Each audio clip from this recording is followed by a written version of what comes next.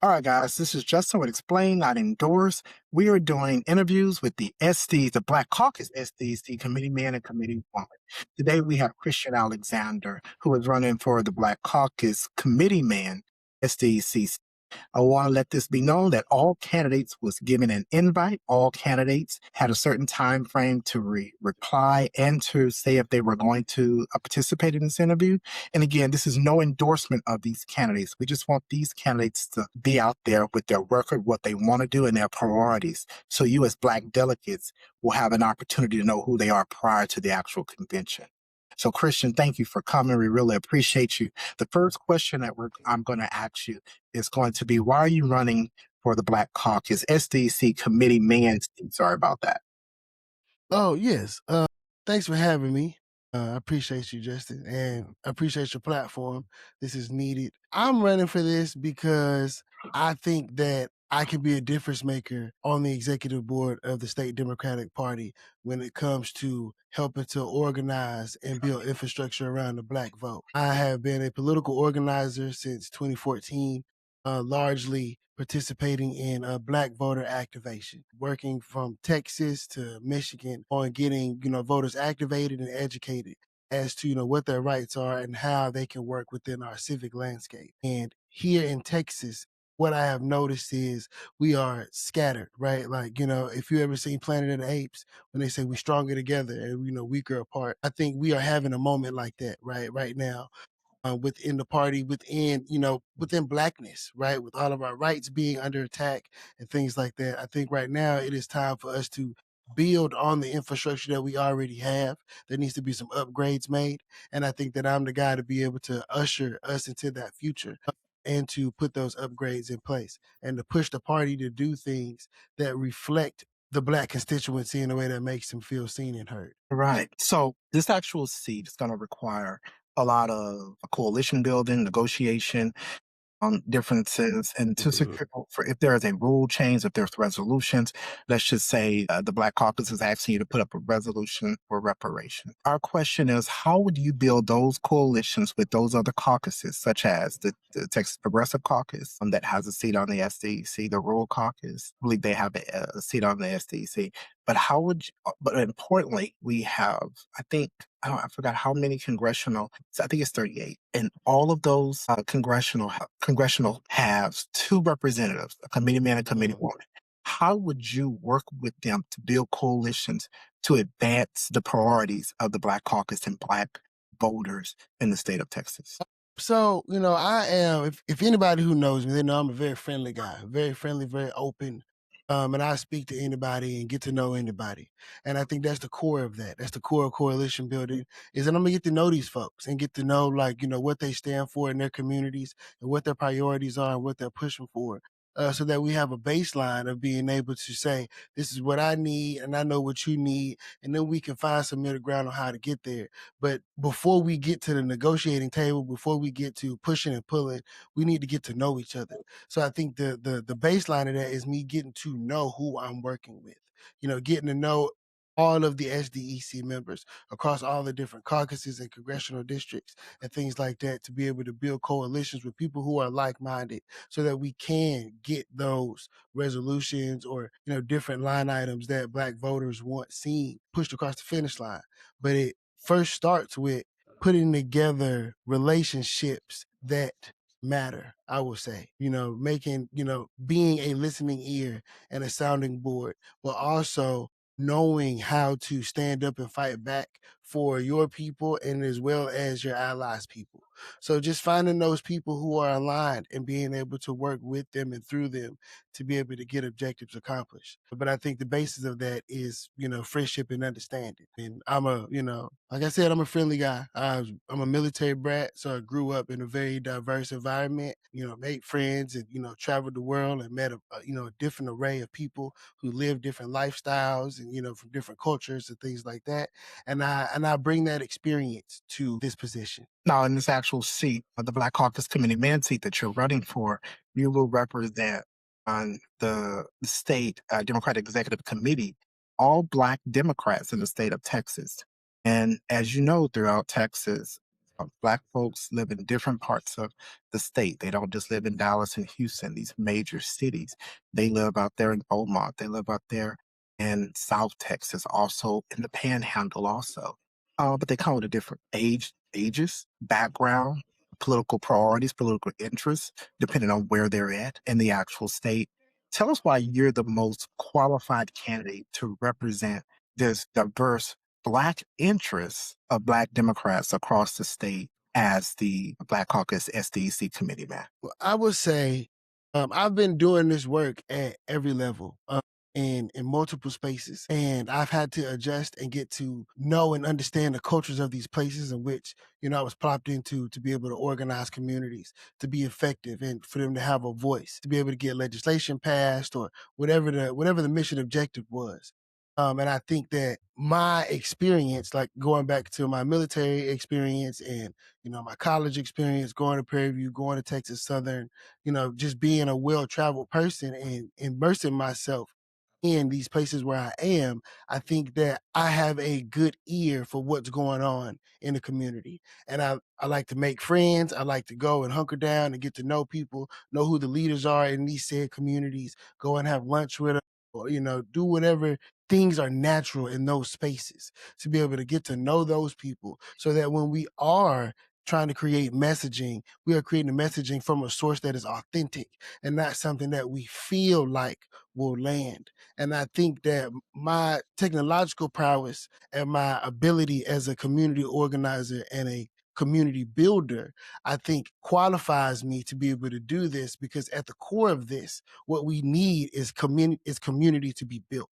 What we need is a community foundation that will withstand all of the winds that will come and try to sway us to not go and vote, not go and participate, not go and fight for our rights. So knowing that somebody in the Panhandle is going to receive messaging differently than somebody in South Texas, or somebody in South Texas is going to receive that messaging different than somebody in Central Texas. We are all Black, but some of us are cowboys. Some of us are finance bros. Some of us are tech bros. Some of us are artists, mothers, things like that. Like everybody has a different intersection in their life and they come from a different place, rich, poor, young, old, gay, straight. And we have to realize that because the monolithic, monotone speech that we have been giving has been landing on deaf ears. We need to push the party to invest in data that picks out the unique diversities in Black Texans and their unique life experiences when we are trying to get these people out to the polls.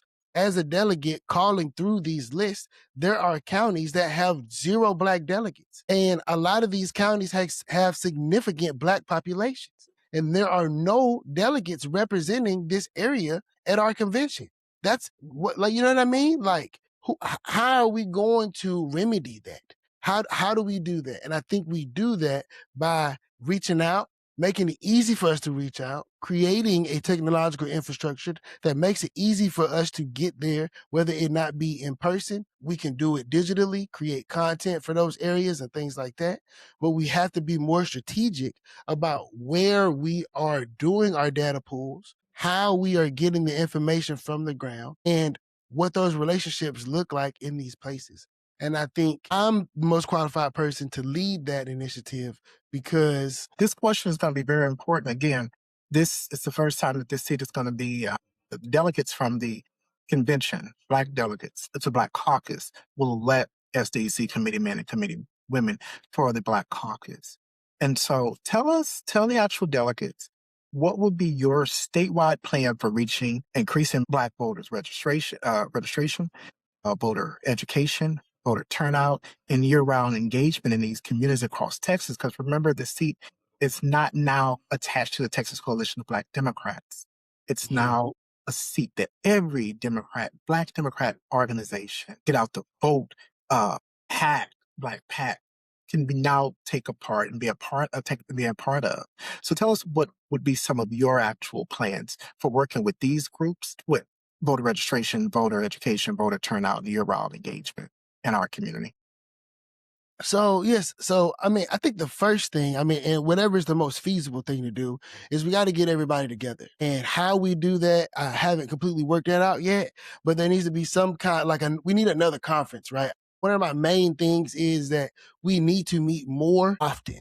We have to come together more often, and we have to stop organizing in these silos. So my first act of business would be creating some kind of digital conference or something of the sort to be able to get the leaders of these organizations together, to break them up, possibly make them regional so it's not such a heavy lift. But we need to start having think tanks, right? Like that needs to happen immediately. We need to get the think tanks going in the different regions so that we know who, what, when, where, and how. Once we get the thinking going, we can then start to be able to formalize a plan as to how we're going to engage as a unit and how we can share resources across the state to be able to bolster participation and activation. So that would be like my first thing. Secondly would be, there would be simultaneous because we need technological infrastructure. Texas is large. We right now, like the reality of the Democratic Party is right now, we just don't have the funds to be able to send people here, there, and everywhere, planes, lodging, things like that. We don't have the funds. But what we do have is the cultural capital. That is what we do have. We can make memes, we can make reels, we can do podcasts, live recordings like we're doing now. There is a way for us to reach them. Everyone, young, old, in between, it doesn't matter. There's a way for us to reach them, and we need to lean into that. We need to lean into what we do have and stop focusing on what we don't have, because what we do have is the ability to make being a powerful community sexy again, right? Like that's what we do have. What we do have is the people that people follow every day, right? What we do have is the people who can create brands that will scale to $3, $4, $5 million, and they can do a drop where they'll bring 7,000 people to a street corner and that's all the attention we would need to be able to flip a seat. But we are not choosing that cultural capital. Like here, like we have so many different talents in the Black community just within Texas. There's so much greatness flowing through the diversity of our constituency that we do not tap into. And unless we really get creative with the way that we are engaging people, because this is boring right now. The constituency is getting younger. The older constituency understands what is at stake because they lived through it. But for those who did not live through it, how do we bring them back into the fold? And right now, everybody has a small computer that they carry around in their pocket, and they look at it all the time. So how can we get better at that? If we do not have the people around that are really good at it, that are doing numbers, how do we bring them into the fold?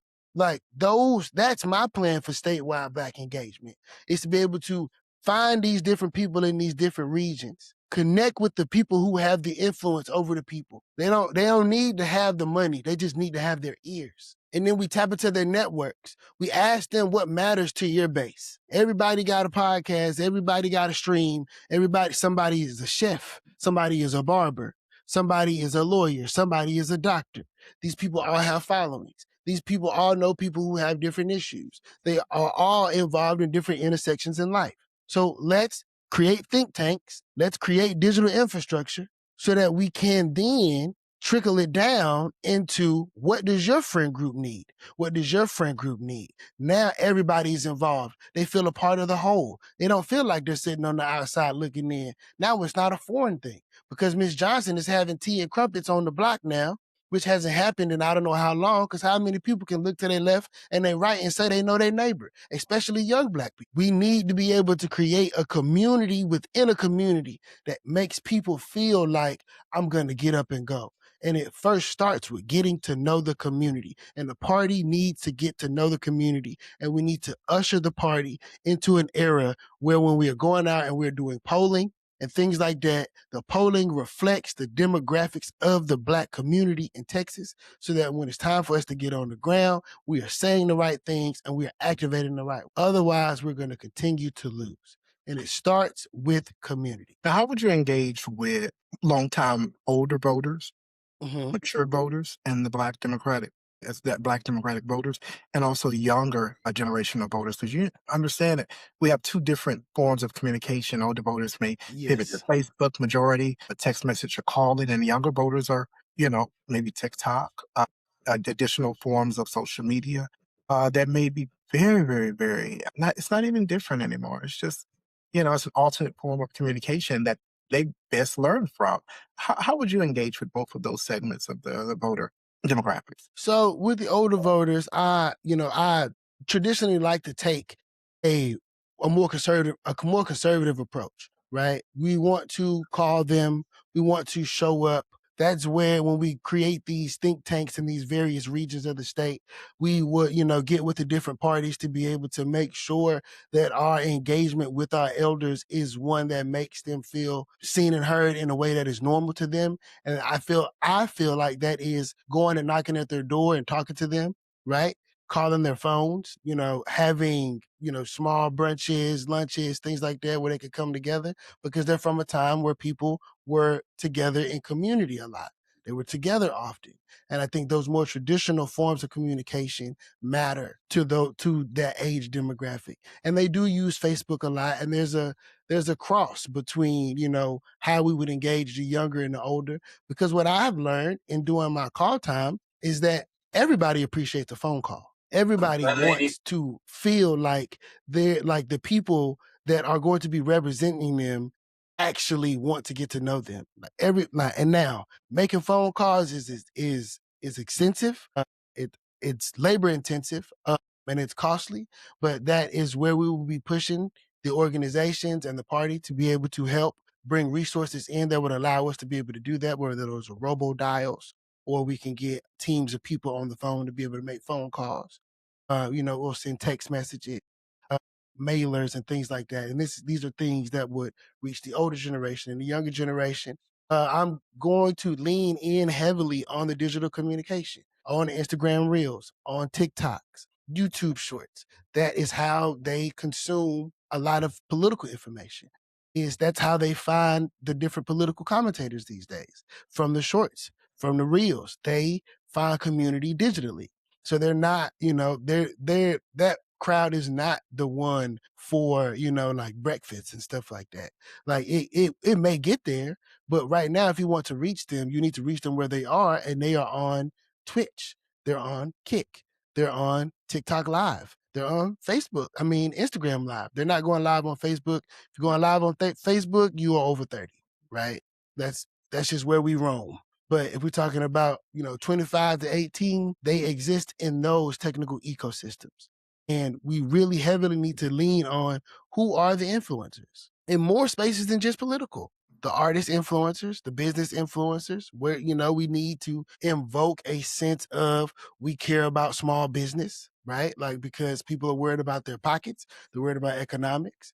Like, so, there are a lot of different ways to be able to engage both communities that overlap because older Black people, younger Black people are worried about finances. Grandma want to know if her grandbaby going to be able to get a good job. And the grandbaby wants to find a good job that is going to be fulfilling. So we just need to first start with really locking in on the communal aspect of things because we need to really know what these people's roles are. Because I know, like, I have one of my mentors. He's, in his early 80s, and he watches a ton of YouTube, right? Like a ton of YouTube.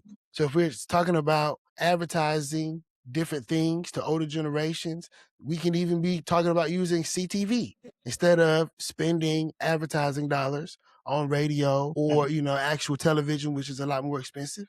But we can do CTV. We can put ads on Roku's. We can put ads on websites, right? Like there are a lot of different ways for us to reach these different segments of people because you got to think about people who are avid book readers, right? People who like Legos, like hobbyists and stuff like that. Like there are spaces, third spaces that exist for these people where we can put our messaging. So, and I think being able to get it to the community, segment community, and then be able to strategically target these segmented communities will be the best way for us to know exactly what to say to who, young or old. Now let's pivot over to engagement and communication for Black Democratic organizations, precinct chairs, county parties, grassroots activists, being informed about the SDEC decisions and opportunities and resources. When you go to SDEC quarterly meeting, that's the time where rules are being, negotiated. That's the time that, a party is pretty much the board of the party is getting together and making all types of decisions. A lot of communications come down, a lot of resources that they're providing the actual state and voters, opportunities, job wise, or just organizations that are working with them, and then resources for county chairs and precinct chairs. How would you ensure, and on this large scale of a position that you will have as the committeeman for the Black Caucus on the SDC, that all of this information flows down to all of these groups? So I would be in constant communication, via email or text with the leaders of all of these groups. If there are any changes that are going to be happening. From there, I would like to create a statewide digital infrastructure that starts with a website specifically for the Black Caucus, where we can share resources, like we can have training videos, we can share digital resources, scripts, fundraising scripts, canvassing scripts, things like that, that make it easy for everybody to be able to go to one place, to be able to find it, something open sourced, similar to maybe like a Roblox, but not like a video game, but where we can put information in, you can take information out. Like, better example would be one of those free libraries that people set up on their blocks, where you add a book, you take a book.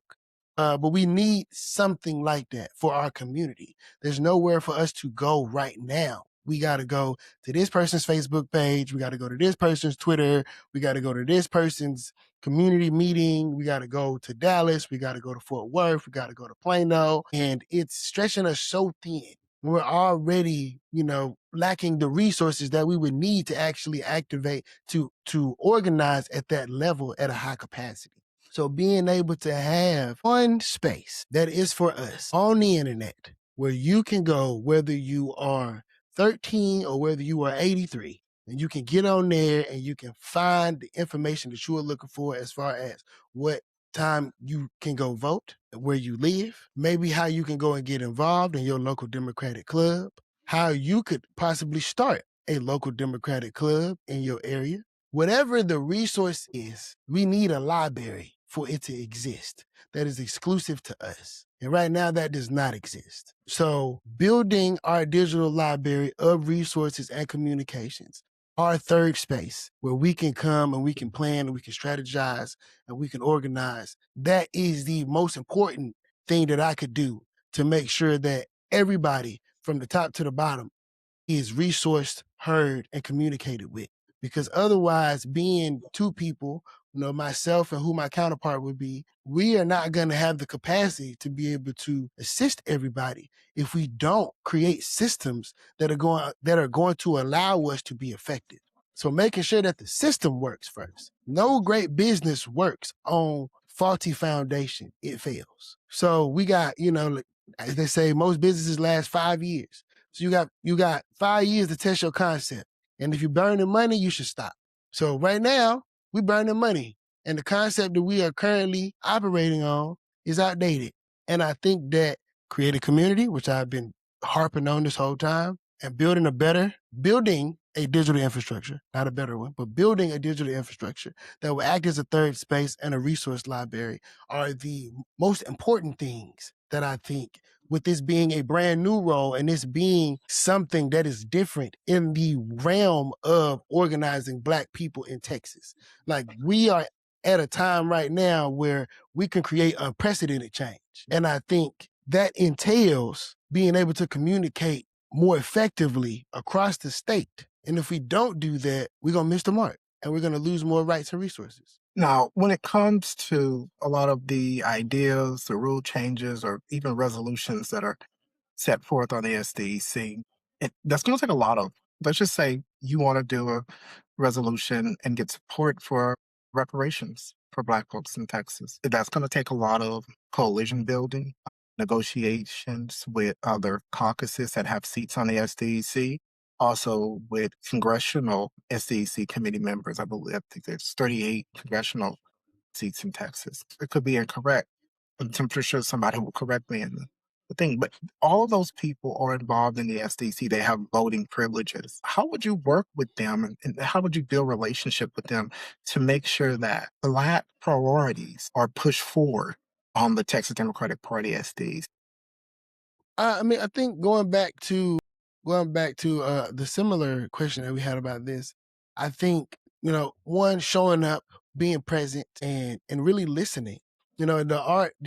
Politics is about resources. That's just the name of the game. It's about who gets what, when, and where, and how. And unless I know how to scratch your back, I can't really strike a deal with you to get you to scratch mine. So I really need to know what matters to your community, and I really need to know what matters to you so that we can be able to work together to be able to get anywhere. And I think that going to the SDEC meetings, showing up, traveling the state, getting to know these people, spending time with them, I think that would be the foundation of, building those relationships, but also really just finding out what it is that matters to them in their communities, to figure out how that we can find some common ground to be able to build a bridge so that we can get over it together and get our resolution or rule passed. I know that it's not always going to be sunshine and rainbows. Not going to get along with everybody. I'm not going to be able to work with everybody. Totally understand that. That's life. That's fine. But there are people, there are groups, there are times where everything will come together and work. But the foundation of that is to extend a hand and just be a person and talk to them, because I could be being super optimistic, but I assume we're all doing this because we care. And we all care about our communities, and we all want to see our communities resourced and heard. So going in there with that frame of mind, looking to build coalitions, be a helpful partner, but also stand up and not waver on things that matter to Black folks. I think that there's an art to that, but the foundation of that is being able to know, right? Like, who you're working with and what matters to them. And when you know what matters to a person, you can figure out how you can get them to do what it is you'd like for them to do. But people are reciprocal. So we got to just keep it real about that. Like, they're going to want something and I'm going to want something. So how do we get to the middle? The only way I'm going to be able to figure out how to get to the middle is if I extend my hand. I got to start there. Yeah. Now, this actual position that you're running for is going to represent, again, on the SCC, all Black Democrats in the state of Texas. How are you going to prioritize your time, your business that you own, the things that you are, that make a living, your family, with effectively serving in this position? Like, how are you going to balance everything? I'm going back to the systems. We had, like, if the systems are weak, the organization is weak, and I'm weak. And if we create strong, functional systems where people can communicate and be held accountable for the things that they are tasked with, then it shouldn't be such a heavy lift, because Texas is large. It's a huge place. Not the two of us, the two people who would be leading this charge, not going to be able to be everywhere at all times. But we can have Zoom meetings. We can have Google Meets. We can do live sessions on any of the various social media platforms. We can communicate digitally via text message, email, group call, whatever it is that we can find. If we can't get in community physically, we can be in community digitally. So making sure that we have a robust digital infrastructure that we can be able to use so that we can communicate, and also communicate messages out, but also respond quickly, right? Because we gotta remember that there is an air of customer service here, right? Because people have needs and they want to make sure that their needs are being heard and or met. So we want to make sure that there is a channel of communication where the communication is sent, it is received, and then when it is sent back, that when it's received on this end, it works effectively and competently and quickly, so that those who are looking to us for leadership, for guidance, feel as though that they have effective, competent, and quick moving leadership. And so building on that technological infrastructure and just planning. If there are places where we need to be in person, maybe we need to go to Plano, maybe we need to go to El Paso, maybe we need to go to Corpus Christi, maybe we need to go to Killeen. We can plan for that effectively. I understand that this is something that will require travel. I mean, I have no problem with that. Like I'm a business owner. I can take time off and things like that. My daughter is actually about to start school, thank the Lord. So I will save a little money on daycare, and I have more money for airfare. What is your what are going to be some of your specific on these first 2 years, because it's a 2 year term? What's going to be some of the actual specific goals that you do want to accomplish, and how can the delegates, the Black Democrats, hold you accountable? So the two things that I've been saying, I want to launch a statewide digital database, right? I think I want to call it a resource library. That's first. We need somewhere to go that's for us. It's a lot of us. This is a big place. We need somewhere specifically for Black Democrats in Texas to come together and caucus. And it doesn't need to just be every 2 years when we have convention. We need to be able to caucus often. Like, we need to be able to disagree often. We need to be able to agree often, but we need a space where we can do that a lot. And now that it is open and that it's not just, it's open to all Black Democrats, we need to be able to bring everybody into the fold. And everybody needs to know, like, that the Black Democrats in Texas have their own version of Black Twitter. You need to come over here and we need to talk. So that's first. Secondly, I want to set clear metrics for Black voter engagement that the caucus tracks and reports on publicly that we're going to put in this resource library. So we're going to be in constant communication with all of the party chairs, everybody who is going to be doing Black voter outreach or outreach in the Black community. We need those metrics. We want to know how many doors knocked, how many conversations had, how many texts sent, how many responses. We need all of that information so that in our resource library, if you are looking to organize a Black community in the state of Texas, you can come to the Black Caucus and we can give you fresh data. We can tell you what's going on. We can tell you who did what. We can tell you what they liked, what they didn't like, because we came together and we shared information. And once we get information from all across the state, we can come up with a general Black voter sentiment that we can use. But we need to be able to have a statewide digital database to be able to house this information. And we need to be able to create clear metrics as to who is doing the engagement, how the engagement went, what did you say, what was said, who trained who, so that we understand that our system, because and I'm gonna go on a little rant real quick. This is business. Very quick. This is business, right? Real quick. This is business. And I get it, right? It's community and there are a lot of emotions and all that other stuff is combined, and I totally get it. But this is business. And if we are not operating like a well-oiled machine, we are going to be left behind. And we need to have the components that are going to give us the most success in place from the jump. And that is being able to communicate and being able to hold ourselves accountable. And if I tell you that I'm going to do something and I didn't do it, every delegate that I have called everybody from my personal phone number. And that phone number is not going to change. They can call my phone. Christian, I did not see this. Text me, hey, this did not happen.